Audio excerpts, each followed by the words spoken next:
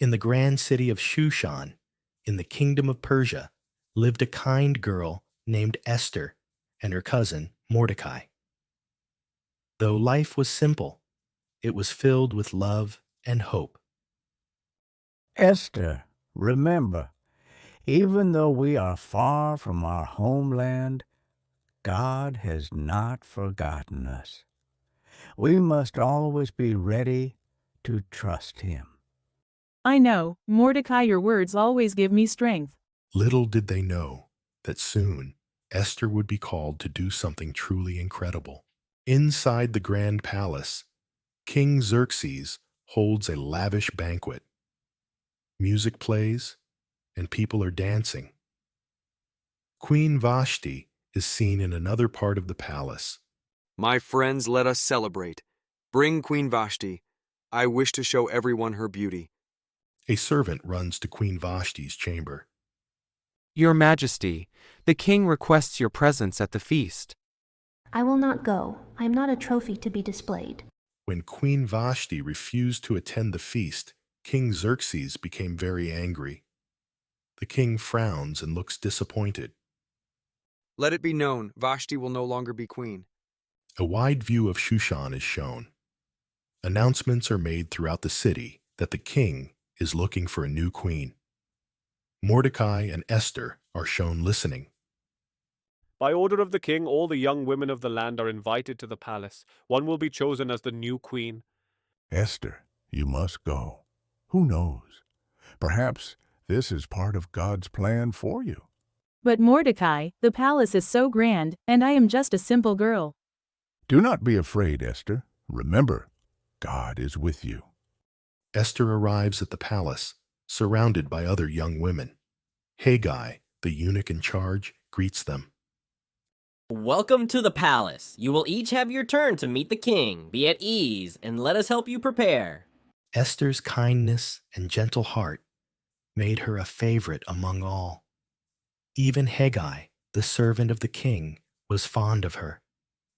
Haggai gives Esther a special perfume and smiles. You are different, Esther. I think the king will see that too. In a grand room, King Xerxes sits on his throne as each young woman is presented to him. Esther steps forward, wearing a simple but elegant dress. Who is this young woman? She carries herself with such grace. Out of all the women, it was Esther who captured the king's heart. He placed the royal crown upon her head. Esther, you shall be my queen. Thank you, your Majesty. I will serve you faithfully. Haman is shown in his grand home, angry after passing by Mordecai at the palace gate.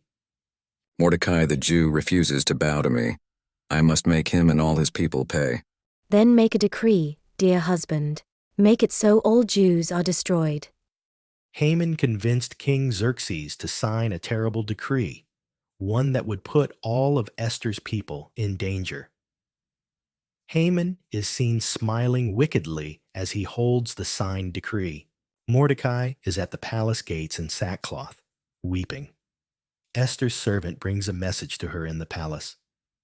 My queen, your cousin Mordecai is in distress. He sent this message for you. A decree to destroy all our people? I must speak to the king, but approaching him without being summoned is against the law. Who knows but that you have come to your royal position for such a time as this? Tell Mordecai to gather all the Jews to fast and pray for me. I will go to the king, and if I perish, I perish. The palace throne room is shown. King Xerxes is on his throne, surrounded by advisors. Esther enters cautiously. Esther knew she could lose her life by approaching the king without an invitation, but she was willing to take that risk for her people. My queen, what brings you here? You may ask for anything, even up to half the kingdom. I ask that you and Haman join me for a banquet I have prepared tomorrow. A banquet? We shall come, my queen. Esther hosts the banquet. The table is filled with delicious food. The king and Haman are seated. Now, my queen, tell me what you really wish for. If it pleases the king, spare my life and the lives of my people. We are in danger. for we have been sold to be destroyed. Who would do such a thing? The enemy is this wicked Haman. He ordered the death of all my people. Haman's face turns pale as the king stands in anger. Guards, take Haman away. The king, with Mordecai and Esther by his side, issues a new decree. The scene shifts to the streets, showing the Jewish people celebrating.